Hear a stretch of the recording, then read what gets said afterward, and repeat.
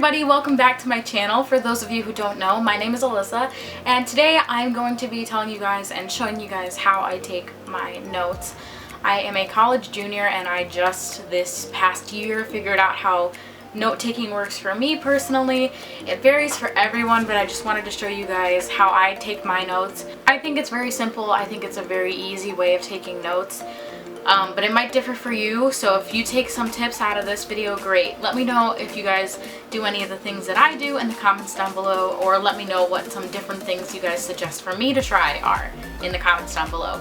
Now let's jump in. So the first thing that I like to do with my notes is I really like to have chapters written in calligraphy in color. I do like to use my Zebra mild liners, which I get from Amazon, and I will link them down below in the description if you guys are interested in getting them for yourself.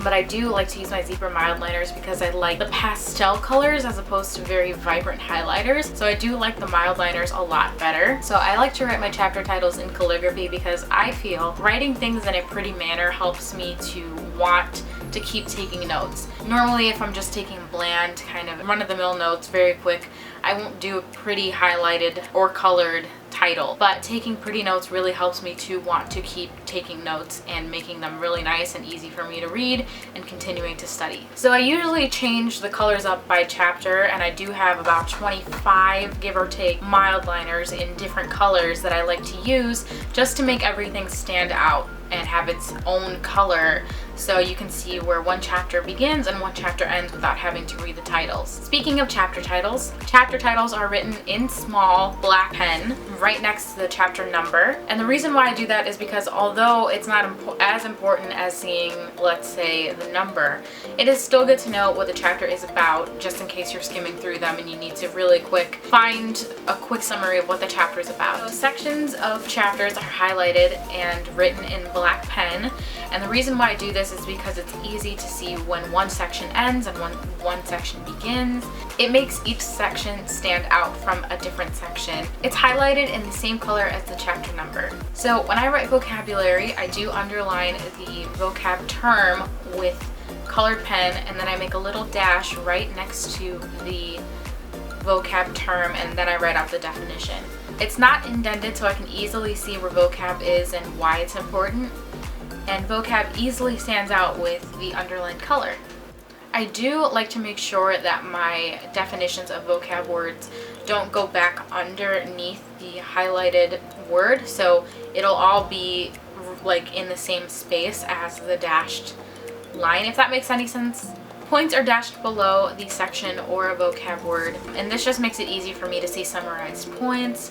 Very easy to go through, and they are summarized points. When I'm going through and reading, I try my best to summarize to the best of my ability to make things short and easy to read. Drawings are usually put in the middle of the page for me, and by doing this, it just makes it easier for me to see instead of putting it indented at the beginning. But it also is so easy for me to see that I don't generally box it off like some people do. If it's in the middle of the page, I usually know it's a drawing or a figure of something, so I don't generally box it off. And I believe that simplicity is the key to note-taking. I do believe that overcomplicated note-taking systems don't really get you anywhere. It might work for some people, but I genuinely believe that simplicity is key. Now, in terms of taking lecture notes, I do use an iPad Pro 2018 iPad Pro and an Apple Pencil to take my notes during lectures. Generally what I do is I will download the lecture PowerPoint off of my instructor's Blackboard page. You guys might not use Blackboard, you guys might use something else, but generally Blackboard is equivalent to whatever your online web page is for your class. So I'll download my PowerPoint off of, in my case, Blackboard, and I'll download it into GoodNotes.